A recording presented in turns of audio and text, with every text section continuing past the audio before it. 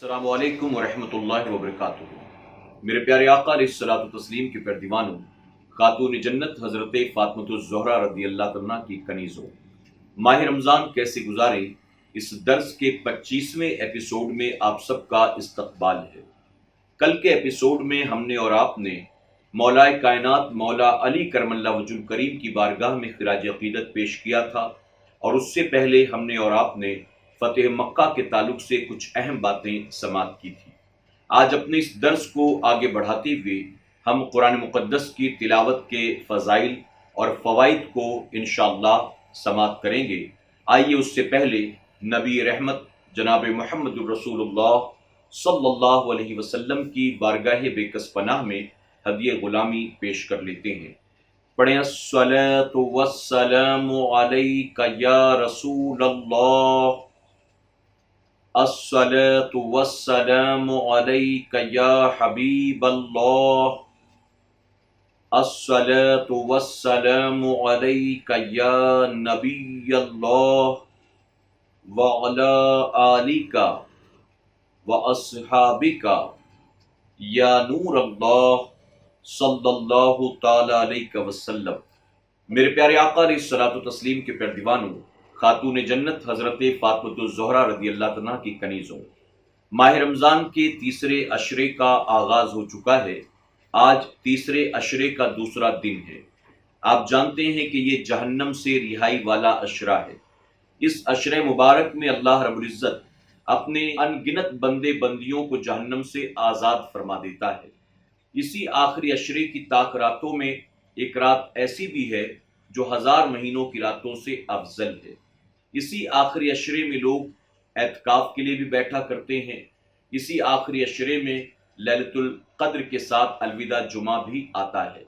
تو ہمیں اور آپ کو چاہیے کہ اس آخری عشرے کو زیادہ سے زیادہ عبادت میں گزارنے کی کوشش کریں۔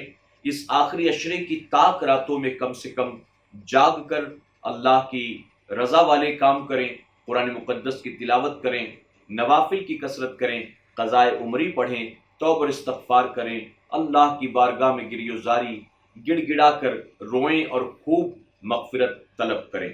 اللہ ہم سب کو عمل کی توفیق عطا فرمائے۔ میرے پیارے آقا علیہ الصلوۃ والتسلیم کے پیروانوں، خاتون جنت حضرت فاطمۃ الزہرا رضی اللہ عنہا کی کنیزوں، ہم نے 19ویں ایپیسوڈ میں قرآن مقدس کی تلاوت کے چند فضائل سماعت کیے تھے۔ آئیے اسی سلسلے کو آگے بڑھاتے ہیں اور تلاوت قرآن مقدس کے فضائل کو سماعت کرتے ہیں۔ میرے پیارے آقا علیہ الصلوۃ والتسلیم کے پیروانوں، رمضان المبارک کے ساتھ قرآن مجید کا جو گہرا تعلق ہے وہ کسی پر مخفی نہیں۔ اس کا نزول اسی ماہ میں نبی کریم صلی اللہ علیہ وسلم کے قلب اقدس پر شروع ہوا۔ اس تعلق کو حضور صلی اللہ علیہ وسلم سے بڑھ کر بھلا کون جان سکتا ہے؟ رمضان اور قرآن کا تعلق اس ارشاد نبوی سے بھی واضح ہو جاتا ہے۔ حضرت عبداللہ بن عمر رضی اللہ عنہ سے مروی ہے کہ نبی کریم صلی اللہ علیہ وسلم نے ارشاد فرمایا، روزہ اور قرآن قیامت کے دن بندے کی شفاعت کریں گے۔ روزہ کہے گا، اے اللہ، میں نے اسے کھانے پینے اور خواہشات سے دن میں روکے رکھا تھا۔ قرآن کہے گا، میں نے اسے رات کو سونے سے روکے رکھا، میں اس کی شفاعت کرتا ہوں، ہماری شفاعت قبول فرما۔ چنانچہ دونوں کی سفارش قبول کر لی جائے گی۔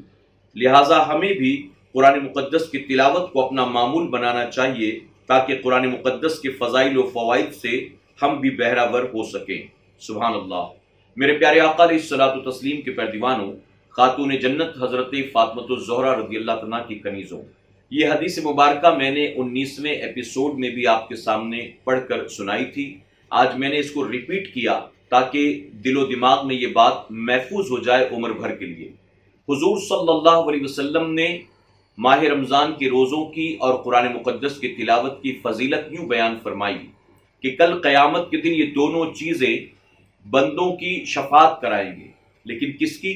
جو روزہ رکھتے تھے اور جو قرآن شریف کی تلاوت کرتے تھے۔ روزہ کہے گا، مولا میں نے اس کو دن بھر کھانے پینے سے اور خواہشات سے روکے رکھا تھا۔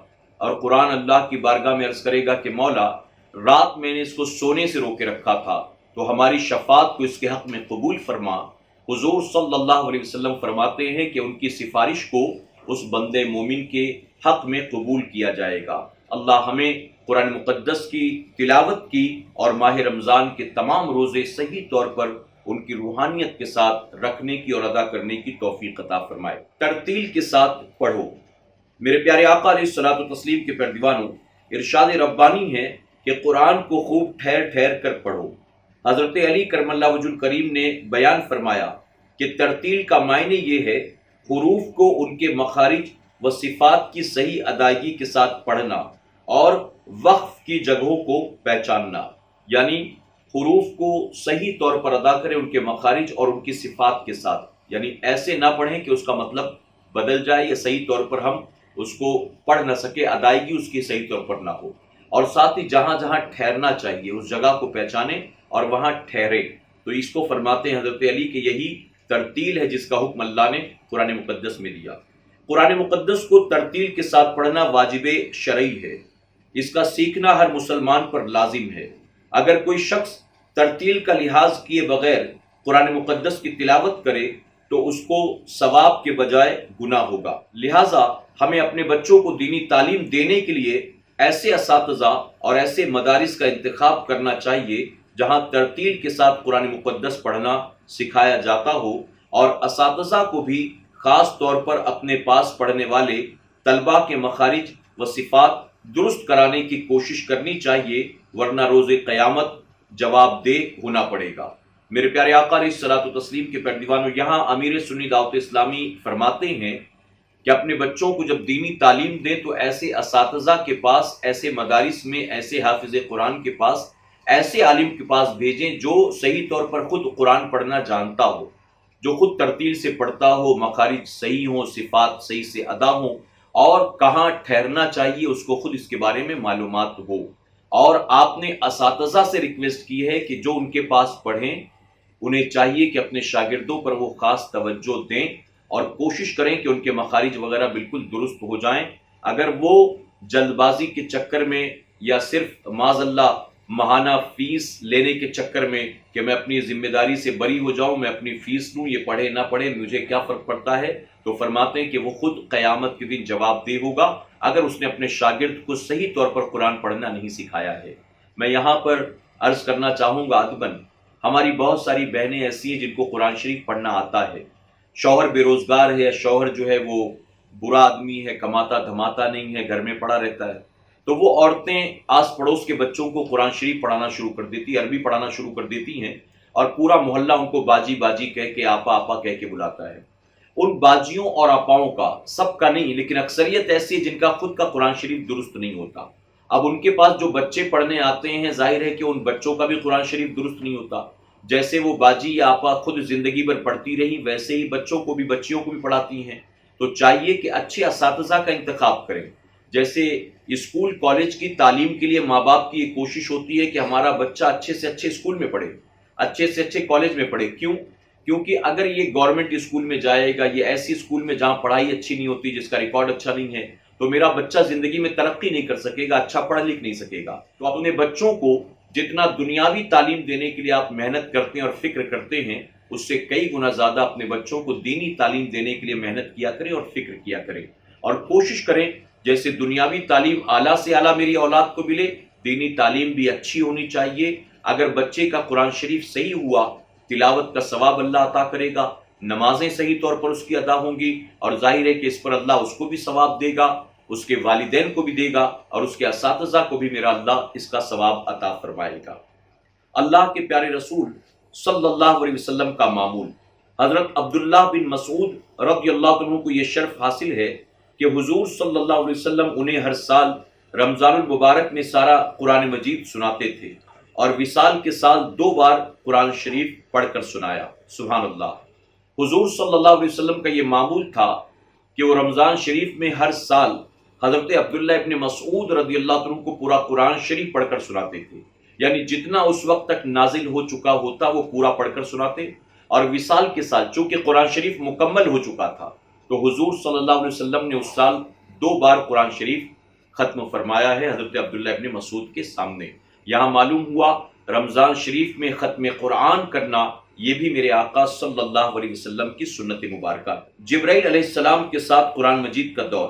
رمضان المبارک میں تلاوت قرآن کا یہ عالم تھا کہ حضرت جبرائیل علیہ السلام رمضان المبارک میں سدرہ چھوڑ کر حجرہ نبی میں تشریف لے آتے تھے، اور ایک رمضان سے دوسرے رمضان تک جو قرآن شریف نازل ہو چکا ہوتا تھا حضور صلی اللہ علیہ وسلم سے دور کرتے، یعنی جبرائیل علیہ السلام آپ کو قرآن سناتے تھے اور آپ جبرائیل علیہ السلام کو قرآن سناتے تھے۔ سبحان اللہ۔ میرے پیارے آقا علیہ الصلوۃ والتسلیم کے پیروانوں، یہاں یہ بھی معلوم ہوا کہ رمضان المبارک میں جبرائیل علیہ السلام حضور صلی اللہ علیہ وسلم کے حجرہ مبارک میں تشریف لاتے تھے، اور میرے آقا صلی اللہ علیہ وسلم انہیں پورا قرآن شریف پڑھ کر جتنا اس وقت تک نازل ہوا ہوتا حضور پڑھ کر سناتے تھے، اور جبرائیل علیہ السلام بھی حضور صلی اللہ علیہ وسلم کو قرآن شریف پڑھ کر سناتے تھے، یعنی یہ دور ہوتا تھا قرآن شریف کا۔ بہرحال میرے پیارے آقا علیہ الصلوۃ والتسلیم کے پیروانوں، قرآن مقدس کی تلاوت اور حضور صلی اللہ علیہ وسلم کی سنت، اس پر ہم نے چند باتیں آج کے درس میں سماعت کی۔ چونکہ آپ کے بہت سارے سوالات بھی جمع ہو چکے ہیں، آئیے آپ کے سوالات کے جواب کا سلسلہ شروع کرتے ہیں۔ آج کے ایپیسوڈ کا پہلا سوال جنید دستگیر صاحب سوال کرتے ہیں کہ کیا قرآن شریف ہم موبائل سے پڑھ سکتے ہیں؟ جی جنید دستگیر صاحب، ہم قرآن شریف کو موبائل سے، ٹیب سے، آئی پیڈ سے، لیپ ٹاپ سے، کمپیوٹر سے، یعنی ان تمام چیزوں کے ذریعے بھی پڑھ سکتے ہیں، کوئی مسئلہ نہیں۔ صرف اس بات کا خیال رکھیں کہ جب آپ قرآن شریف موبائل یا ٹیب یا آئی پیڈ میں پڑھیں تو بھی آپ کا وضو ہونا چاہیے۔ اس ایپ کو اوپن کرنے سے پہلے آپ باوضو ہوں، اس بات کا خیال رکھیں۔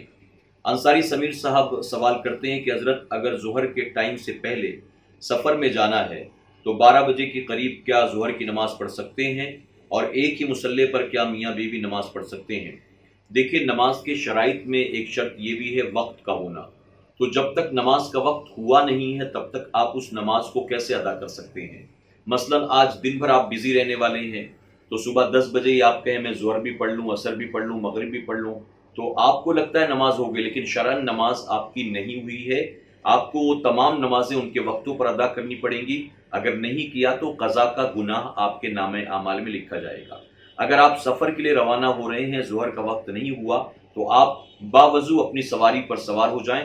آپ اگر ٹرین سے بھی جا رہے ہیں، فلائٹ سے بھی جا رہے ہیں، بس سے بھی جا رہے ہیں، جس طرح سے بھی آپ جا رہے ہیں، اگر آپ کی سواری درمیان میں کہیں رکتی ہے، آپ فوراً اتر کر، چونکہ مسافر ہوں گے، ظہر کی 2 رکعت نماز فرض ادا کر لیں، نماز آپ کی ہو جائے گی۔ اور اگر مان لیں سواری پر سوار ہو گئے اور نماز کے قضا ہونے کا اندیشہ ہے، یعنی ظہر کے وقت میں گاڑی کہیں نہیں رکنے والی ہے، ٹرین یا فلائٹ کہیں نہیں رکنے والی ہے، جب ہم آگے اتریں گے یا پہنچیں گے تو وقت جا چکا ہوگا ظہر کا، تو اپنی سواری پر بیٹھے بیٹھے آپ نماز ادا کر لیں، آپ کے سر سے قضا کرنے کا گناہ اتر جائے گا۔ پھر آپ منزل پر پہنچ کر اسی نماز کو دوہرا لیں، یعنی 2 رکعت آپ نے سواری پر بیٹھے بیٹھے ادا کر لی، اب منزل پر پہنچ کر اسی 2 رکعت نماز کو ریپیٹ کر لیں، آپ کی نماز ادا ہو جائے گی، قضا کے گناہ سے آپ بچ جائیں گے۔ لیکن وقت سے پہلے پڑھا تو نماز نہیں ہوگی۔ ہاں، اگر وقت ہو چکا ہے، اذان نہیں ہوئی ہے اور آپ نے پڑھ لیا تو نماز ہو جائے گی۔ آپ نے سوال کیا ہے کہ کیا میاں بیوی ایک ہی مصلی پر نماز پڑھ سکتے ہیں؟ تو بلا شبہ پڑھ سکتے ہیں، کوئی مسئلہ نہیں ہے۔ ایک مصلی پر میاں بیوی نماز پڑھ سکتے ہیں، لیکن ایک ساتھ نہیں پڑھ سکتے ہیں۔ شوہر نے پڑھ لیا، اس کے بعد بیوی پڑھ رہی ہے، یا بیوی نے پڑھ لیا، اس کے بعد شوہر پڑھ رہا ہے، کوئی مسئلہ نہیں۔ ایک ساتھ اگر کھڑے ہو کر پڑھیں گے تو نماز نہیں ہوگی۔ کیوں؟ کیونکہ مرد کے برابر میں اگر عورتیں کھڑی ہوں تو مرد کی نماز نہیں ہوتی، بیوی کو بالکل پیچھے آپ کے کھڑے ہونا ہوگا۔ تو ایک مصلی پر باری باری اگر پڑھیں تو نماز ہو جائے گی۔ شگفتہ پٹھان صاحبہ نے سوال کیا ہے کہ حضرت کیا آپ کا پرسنل موبائل نمبر مل سکتا ہے؟ مجھے کچھ پرابلم ہے جو میں آپ کو بتانا چاہتی ہوں، پلیز۔ میں معذرت چاہتا ہوں کہ میں یوٹیوب پر یا فیس بک وغیرہ پر یوں اپنا نمبر نہیں دیتا۔ اس کی وجہ یہ ہے کہ دن بھر اگر کالز آتے رہے یا دن بھر میسیجز آتے رہے اور میں نے جواب نہیں دیا تو لوگ ناراض ہوں گے، دل آزاری ہوگی، اس لیے میں پرسنل نمبر دینے سے بچتا ہوں۔ بہتر یہ ہوگا کہ آپ اگر اپنا نمبر دے دیں، اگر دینا چاہیں تو انشاءاللہ میں آپ کے نمبر پر رابطہ کرنے کی کوشش کروں گا تاکہ آپ کے پرابلمز آپ میرے ساتھ شیئر کر سکیں۔ اللہ رب العزت اپنے محبوب پاک کے نالین کے صدقے آپ کی اور کل امت مسلمہ کی تمام تر پریشانیوں کو دور فرمائے۔ منیر علی صاحب نے پوچھا ہے کہ علم سیکھنے کا کوئی ذریعہ نہیں ہے، علم کیسے سیکھیں، ہمارے پڑوس میں کوئی مفتی نہیں۔ میرے پیارے آقا علیہ الصلوۃ والتسلیم کے پیروانوں، دیکھیے اب تو دنیا اتنی ترقی کر چکی ہے کہ آپ گھر بیٹھے بیٹھے بہت کچھ دین کی باتیں سیکھ سکتے ہیں۔ یہ ہمارے SDI چینل کا اور اس طرح کے پروگرامز کا بھی یہی مقصد ہے، تاکہ لوگوں کے علم میں اضافہ ہو، لوگوں کے ایمان و عقیدے کی حفاظت ہو، لوگوں کی اصلاح ہوتی رہے۔ تو اگر آپ علم حاصل کرنا چاہتے ہیں تو کسی مفتی کے پڑوس میں رہنا ضروری نہیں ہے۔ آپ کے علاقے میں جو مسجد ہوگی، آپ مسجد کے امام صاحب سے رابطہ کر سکتے ہیں، آپ کسی حافظ قرآن سے دوستی کر سکتے ہیں، آپ کسی مبلغ سے دوستی کر سکتے ہیں اور ان کے ساتھ رہ کر بھی آپ دین سیکھ سکتے ہیں۔ اسی طرح سے ہمارے بہت سارے آن لائن پروگرامز بھی آتے ہیں جس میں سیکھنے سکھانے کا سلسلہ جاری رہتا ہے۔ آپ سنی دعوت اسلامی کے مبلغین سے جیسے بھی ہو سکے، جہاں بھی ہو سکے، رابطہ قائم کرنے کی کوشش کریں، اپنی مسجد کے امام صاحب سے رابطہ کریں، ضرور اللہ رب العزت آپ کو علم حاصل کرنے کی توفیق عطا فرمائے گا۔ محمد سمیر صاحب نے پوچھا ہے، حضرت اگر ہمیں نہیں معلوم ہے کہ ہمارے کتنے فرض نمازیں چھوٹی ہیں تو اس صورت میں کیا نفل قبول ہوگی؟ دیکھیے سمیر صاحب، میں نے پہلے بھی یہ روایت بیان کی، سیدنا عمر فاروق اعظم رضی اللہ عنہ فرماتے ہیں کہ جس پر فرض کا قرض باقی ہو، اللہ اس کے نوافل کو قبول نہیں فرماتا ہے۔ تو آپ بہتر ہے کہ کاؤنٹ کریں، حساب لگائیں کہ آپ پر کتنی فرض نمازیں اب تک باقی رہ گئی ہیں۔ مثلا 2 سال سے آپ نے نمازیں پڑھنی شروع کی ہیں، 5 سال پہلے سے آپ نے نمازیں پڑھنی شروع کی ہیں، آپ بالغ ہوئے مان لیجئے 12 سال میں یا 13 سال میں، تو 13 سال میں بالغ ہوئے ہیں، آج آپ کی عمر 28 سال ہے، 30 سال ہے، 32 سال ہے، 40 سال ہے، کیلکولیٹ کریں کہ کتنے سال تک آپ نے نمازیں نہیں پڑھی۔ روزانہ 5 وقت کی نمازیں ہوتی ہیں، فجر کی کتنی چھوٹی ہوں گی، ظہر کی کتنی چھوٹی ہوں گی، عصر کی کتنی چھوٹی ہوں گی، پورا حساب آپ لگا لیں اور لگانے کے بعد کوشش کریں کہ قضائے عمری آپ ادا کریں۔ اگر آپ قضائے عمری نہیں ادا کرتے ہیں اور نوافل کی کثرت کرتے ہیں تو فرمایا گیا کہ جس پر فرض کا قرض باقی ہو اور وہ نوافل کی پابندی کرے، اللہ اس کے نوافل کو قبول نہیں فرماتا ہے۔ واللہ تعالی عالم۔ تو بہتر ہے کہ آپ قضائے عمری ادا کریں۔ میرا مشورہ یہ ہے، اس آخری عشرے کی تمام تاکراتوں میں آپ جاگیں اور جاگ کر قضائے عمری ادا کرنے کی کوشش کرتے رہیں۔ عراق خان صاحب نے سوال کیا ہے کہ حضرت ایک سیریز آئی ہے اور لوگ اس کے لیے پاگل ہو گئے ہیں، ارطغرل غازی، کیا اسے دیکھنا صحیح ہے؟ میرے پیارے آقا علیہ الصلوۃ والتسلیم کے پیروانوں، خاتون جنت حضرت فاطمہ الزہرا رضی اللہ عنہ کی کنیزوں، مجھ سے کئی لوگوں نے اس سیریز کے تعلق سے سوال کیا، پرسنلی بھی، واٹس ایپ پر بھی اور کال کر کے بھی۔ مجھے انشاءاللہ جیسے ہی وقت ملے گا میں اس کے تعلق سے ایک آڈیو یا ویڈیو ریکارڈ کر کے اس کو وائرل کرنے کی ضرور کوشش کروں گا۔